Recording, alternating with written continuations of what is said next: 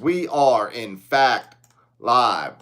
We are live. Let's freaking go. Big show for you tonight. Big show. Joe Rogan just called out the UFC over poor treatment of champions. We're going to get into all that. Plus, Brendan Schaub called out Joe Rogan over fighter weight cuts. We're going to get into all that. And we're going to discuss the biggest fight of the week, of the year, of the history of recent memory of the last 5 years. Conor McGregor is making his comeback. Let's freaking go. Everybody has a take on the Conor versus Max Holloway fight. I believe people are missing one big thing. We're going to get into all of that. And then I have a very similar personal experience with a UFC fighter.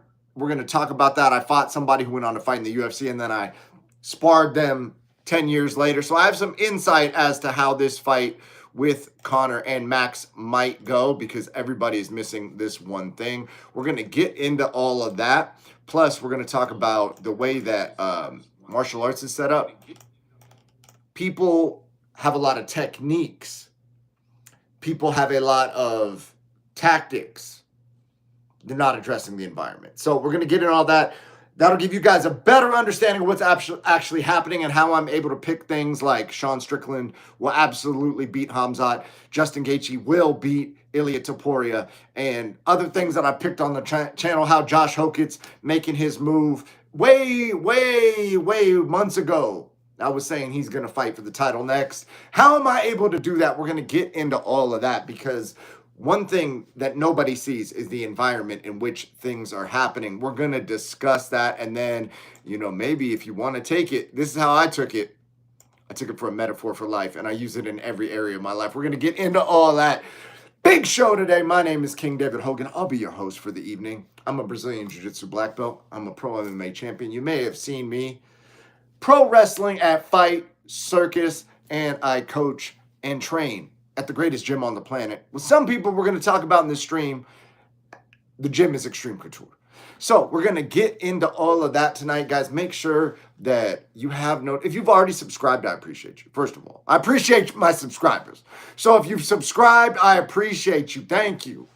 You're a real one for that. Make sure you have notifications on, because I go live at random times.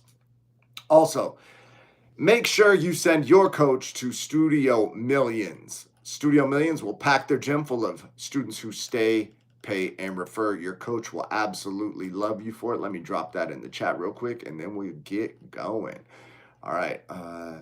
If this freaking... All right, here we go. Now we're talking. Now I got the chat up. All right. Now we're cooking with gas. Let's freaking go. And guys, my girlfriend just moved in with me, and she pointed out that we have a full propane stove, and she rocks with it. So, sometimes you got to cook with a little gas. Guys, you got to cook with a little gas. And I just got rid of my propane grill in the backyard. I'm going to upgrade the grill. In the meantime, I got the George Foreman in the backyard.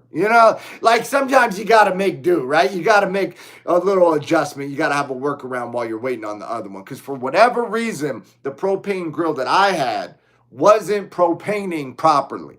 So the propane was working, the grill wasn't, and it would create flame.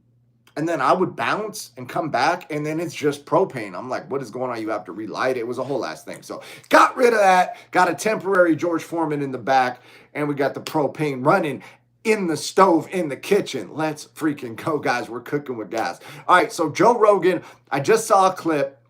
The clip is a few days old, but Joe Rogan called out the UFC over their treatment of UFC champion Sean Strickland, and implying that they should have UFC American champions at the White House. So if you guys notice, I didn't see Kayla Harrison there. She's a UFC champion, American. I didn't see Sean Strickland there. He got arrested. Not only was he not allowed, they sent the boys in blue on him. They said, man, we're going to call those people on you, bruh. So they sent him to get Strickland, and they got his ass, man. So I'm going to read you Joe's exact quote. Now, you may be going, King David, man, just play the quote. I tried, okay? I'm good at strangling people. I'm not good at software. I set the whole software up today. The whole thing up. I got it up. I got it. And the reason why I'm discussing this is because I believe that I'm going to be ultra successful on this YouTube channel. And I want you guys to see from the jump. What are we at? 620 subscribers or something right now. I can't even use software, right? Like, I'm not letting any of that stop me. I just keep trying the software, keep breaking the software, try the software, break the software. Got the software out working one time on a Nina drama video, and then it was echoing. And then the comment section is like, the echo makes this unwatchable. It's like, bro, I know it's got to echo, dog. I know that. We're figuring that out. The same way there's a George Foreman out back while the other grill shows up. Now we got the video like this. I'm gonna read it to you while we get the pop-ups going. So Sean Strickland, this is Joe Rogan, says Sean Strickland should have been honored during the UFC White House card instead of being banned. So that's a hot take, right? Joe Rogan says Sean Strickland should have been honored during the UFC White House card instead of being banned. His quote was, Sean Strickland was the only American champion and they wouldn't let him become because he criticized that one country and said a bunch of stuff about the files. They should have celebrated the American male world champion, but instead they banned him via the JRE podcast, guys. I agree. Celebrate the American, guys, but whatever situation we're living in right now, I'm not sure I don't know shit about politics. It appears America may no longer be a country, unfortunately. It may be a different country, but I don't know if it's America anymore because some stuff I heard is going on, and I'm getting my information from fucking Instagram Reels and X.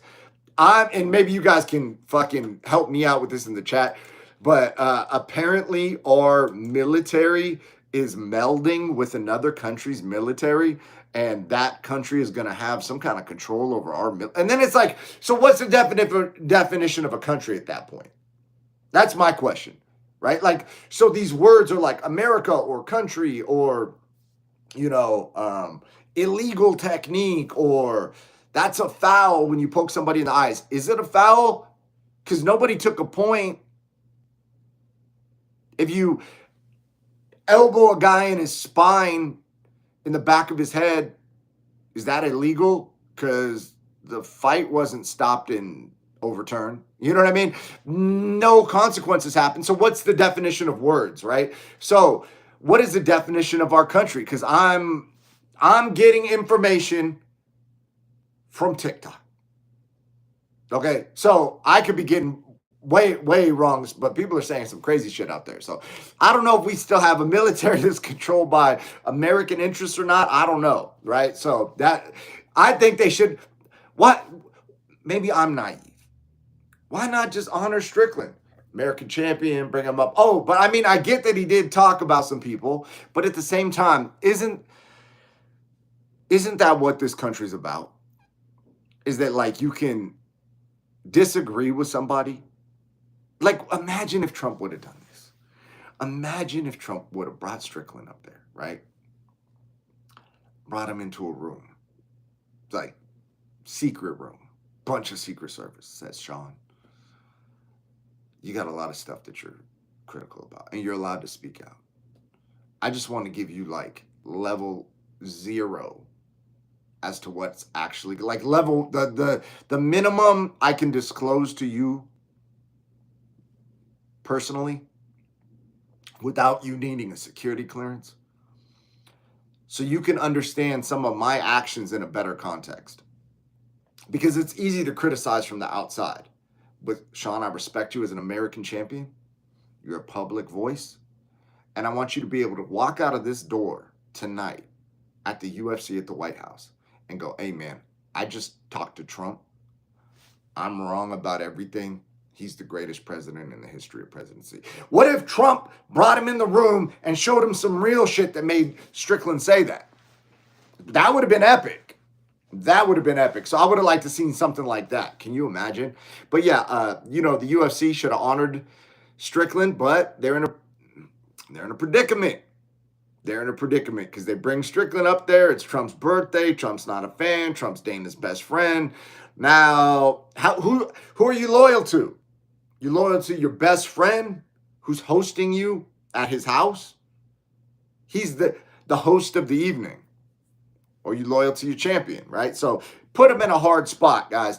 Joe Rogan feels that the UFC should have honored him. That would have been nice to see. That would have been nice to get the American champs up there. And then, like, can you imagine a picture? Kayla Harrison, Sean Strickland, and Justin Gaethje. You know, Trump, Dana, the White House in the background, Joe Rogan there, American flags. That would have been epic. All the American champs. That's what I would like to see. Speaking of Joe Rogan, Brendan Schaub called Joe Rogan and others out over his thoughts on weight cuts. He says that Max Holloway, this is Brendan Schaub saying that Max Holloway is walking around at 173 pounds. He guarantees it. I believe Max walks at about 190 in a situation where he doesn't have to watch his weight because he can get up to 190 and still cut to 170. I would highly doubt Max Holloway walks at 173 and is going to just fight at 170, especially considering people are saying that he's looking a little soft and he put on some non-functional weight. Well, if he was walking at 170 and lean, and 173 and lean, and he was cutting to 45 or 55, and he's walking at 170 and lean, and he's cutting to 170, then why is he not lean? So he must have put on some, what do we call it, adipose tissue? You know what I mean? Some baby fat, right? So if he put on weight, that would mean he's heavier than what he typically would walk around at for a 55 or a 45 pound fight.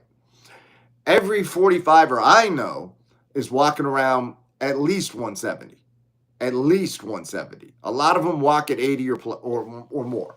Some of these guys are like 83 at the gym, and then they get a fight, and within 6 to 8 weeks, they are 146 on the dot. So that's what I've seen in my experience at Extreme Couture.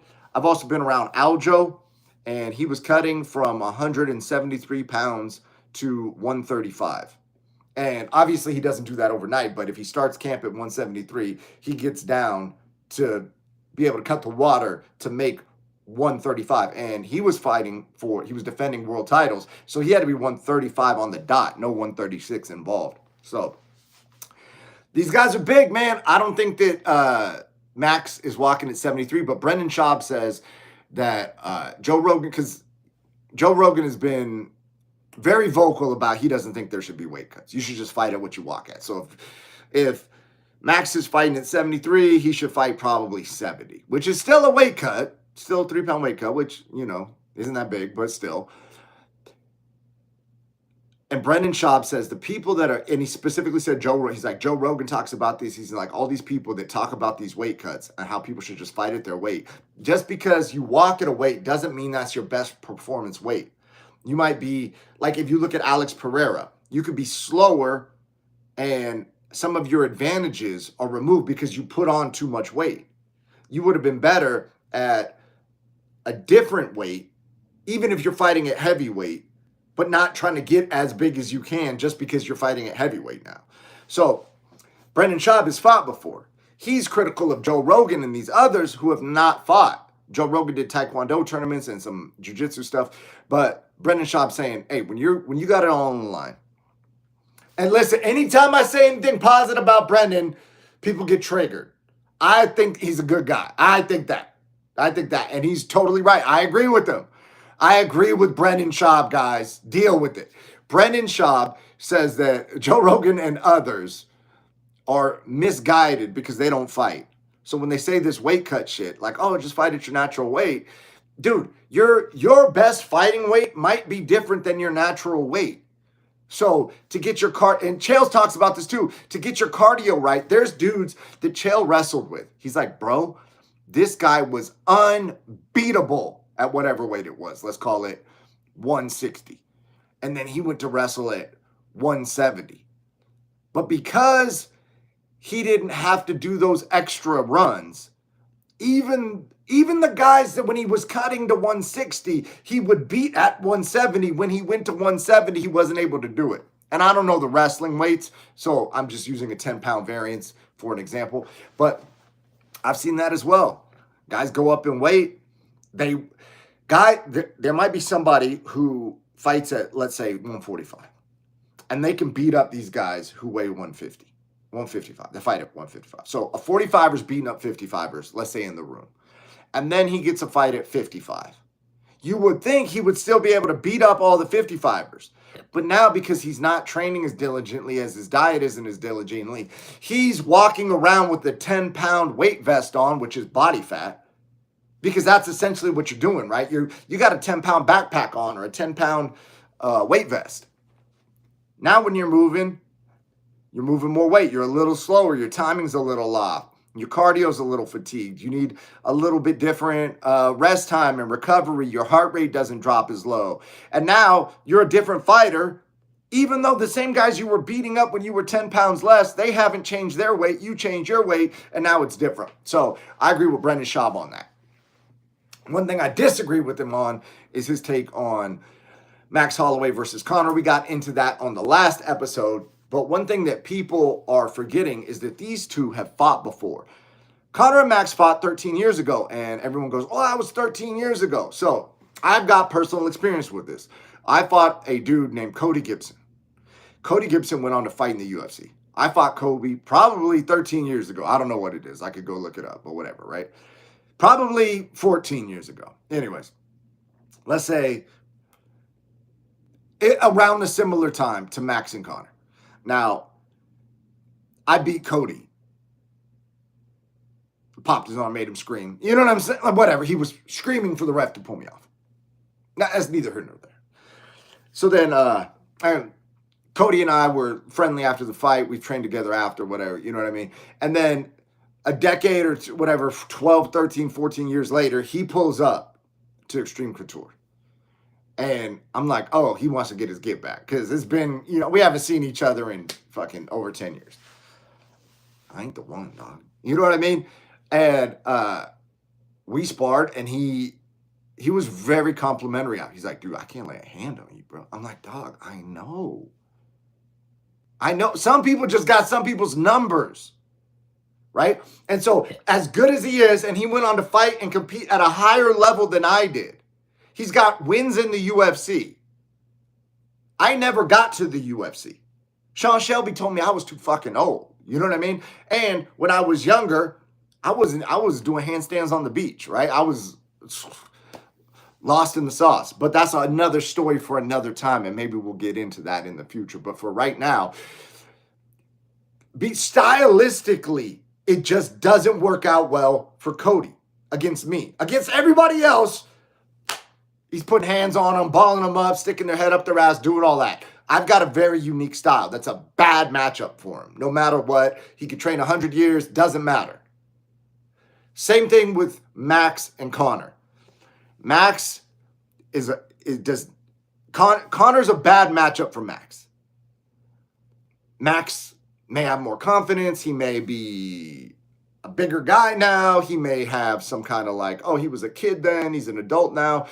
One thing that people need to remember about children who fight or people who are very young in fighting, like if you make it to the UFC at 20, but you've been training since you're 4, you've got 16 years of experience in terms of training. So you have to look at people in that regard. Instead of looking at how young they are, look at how long they've trained. So let's say Conor had 15 years of training experience and Max had 16, but Max was younger. Max is, in one way of thinking about it, already closer to his ceiling of what he can learn and master because he's got a year more of experience than Conor does in the gym. Now, I don't know if those are the accurate numbers. I'm just saying that oftentimes people mistake how good somebody is at a certain age when the actual metric that determines their upside is how long they've been training. So I remember training with Raul Rosas Jr. when he was like 15-ish.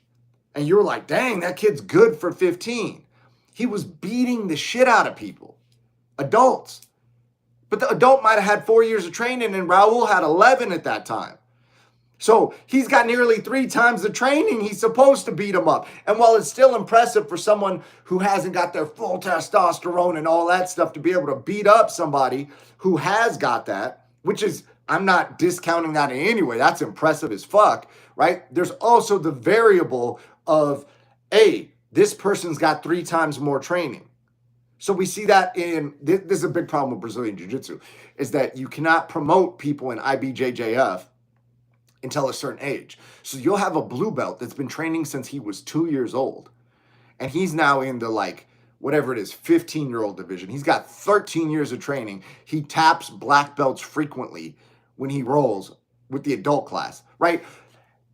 And then he's going in with another blue belt. Same thing with the purple belt. You got to be like 16. So you got somebody who's now got like starting to get man strength. You know what I mean? And trained his entire life. You see this with, what's her name? Helena does jiu-jitsu. When she was coming up, she was like 14 or 15 and she was beating grown women. And the grown women were like good hobbyists. Like, oh, hey, I'm a hobbyist purple belt. I've been training for 5 years. And Helena was training like since she was born or whatever. You know what I mean? Like, so that's a big problem in jiu-jitsu. We can apply that to fights as well. Just because Max was younger when he fought Conor doesn't mean Max didn't have experience. He's had a lot of time in the gym. So people acting like, oh, he's a grown man now. Like that's going to do something. Dog, he was 20 something years old. And I believe it was his 6th fight in the UFC while it was Conor's 2nd or 3rd fight in the UFC. So people are way off on their metrics. Another thing that people don't understand is I've been thinking about this concept a lot. It's called environment, right? So let's say you were having headaches and you want to find what's going to fix your headache. And you take Advil, you take ibuprofen, all this stuff, right? But you also work at a musical preschool where all the kids have those recorders and they're blowing on them and they're making and they're hitting drums and trumpets and all this stuff, all this noise all day. You got a headache and you're just trying to figure out which Tylenol is going to get rid of. Dude, you got to get out of the environment. It's the loud ass kids banging on the thing that's giving you the headache, right? So I see people doing this all the time, right? One of my dear friends, he's a single gentleman and he is wondering what should he say when he meets the one girl? You know what I mean? What's the line? And while saying right things to not necessarily be creepy, just be normal is cool. What's going to do that gentleman better in life is being in a better environment. So let's say he was to get a job as a barback at a nightclub where his job is to work directly with all the model bottle service girls in Las Vegas. He's probably going to find a girlfriend who's physically way more attractive than he would if he doesn't have that job because of his environment. So how does this apply to martial arts? So let's say I teach you a jab. Oh shit, you got a jab. Oh. And I'm like, oh, you got to turn it over like this. You got to step in, right? Okay, but let me ask you this. No matter how good I get your jab, how well you turn it over, snap, all that, you got it all down. Perfect technique. But I stand behind you. How effective will your jab be? It's not. That's why it's called hit and don't get hit. So oftentimes when I'm coaching classes at Extreme Couture or teaching private lessons, people will ask me questions in a vacuum. Like, hey, what's the proper way to throw the two? Or what should I do in this situation? And it's like, there's an environment happening as well. And so oftentimes the environment has more to do with your success than the actual technique. So if you start to understand environment, and this can go to any area of life. For example, let's say you wanted to make a bunch of money and you live in, I don't know, Akron, Ohio, and you work at McDonald's. The average person you interact with is going to have no money to give you. But let's say you saved up every dollar you had and you went to Silicon Valley and you worked at McDonald's right next to Facebook and Google You know what I'm saying? Now you're in, everybody's a multimillionaire, everybody's rich. And then when you talk to them, you might get a business idea. You might make friends with somebody. You might be in an environment. You might be walking down the street. You might overhear somebody. They go, "Oh, dude, I need to find somebody that could do Christmas lights for my house." And you go, "Dude, hey, brother, hey, I just overheard you talking about Christmas lights. I'm down to do it. I have a ladder, a truck, and I'll go get the lights. You don't worry about anything. You do nothing. I do everything. You pay me one time. I put them up and I take them down." And they're like, "Bro, I'm so glad you're here." Well, it turns out that dude was number 10 at Facebook and he's worth $780 million. So for his Christmas lights, he's going to pay you $20,000 to Christmas light his mansion because of the environment you put yourself in. You didn't change your job, but anything. You're just in a different environment. So the environment inside of a fight is often a key factor in what's going to happen, which is why if you watch Connor's got an elusive movement. And it's like Connor's got the ability to create an environment. So people are like, "Oh, Conor McGregor, karate Conor, turning side kicks and spinning wheel kicks." Then in a different sentence, they'll say, "Oh man, you got to watch out for Conor's left hand." Well, Conor's left hand is set up by the turning side kick and the spinning wheel kick to the other side, forcing you to circle towards Conor's left. Conor's going to paw at your lead hand, right? Which gets you to throw your rear hand where he slips and then he throws his left. But he did this by creating the environment around the technique. So it's not necessarily that he throws this left 100 times better than Max Holloway throws Max Holloway's rear hand. It's that he's better at creating the environment. And so oftentimes people miss that, not only in fighting, but also in life. So I'm big on environment, guys. That's what I've been thinking about today. Hopefully, at least one of you says, "Man, what about my environment?" And you start extrapolating out. If it works for you, great. If it doesn't, hey, man, leave it where you found it, right? Anyways, my name is King David MMA. I appreciate you guys. Shout out to my guy, John Hogan, hopping on the chat. We went live a little early today. And if you catch the replay, drop a comment because I respond to every single comment while I still can. And once the channel gets too big, then I'm only responding to super chats, guys. You know what I'm saying?